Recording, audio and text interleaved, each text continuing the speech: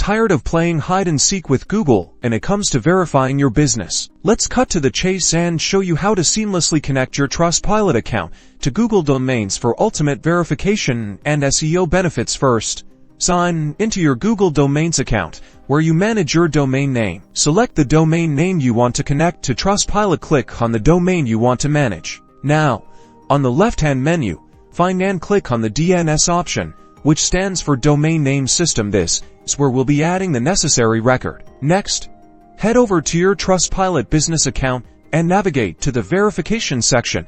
You will typically find it under Settings and then Verification. Locate the TXT record provided by Trustpilot. Dacking Google Domains. Scroll down to the Custom Resource Record section. Select TXT as the record type in the name field. Either leave it blank or enter the @ symbol. Depending on Trustpilot's instructions, copy and paste the entire TXT record value provided by Trustpilot into the data field. Set the TTL to 1H, then click Add. Review your newly added TXT record to ensure all details are correct. Allow some time for the changes to propagate across the internet.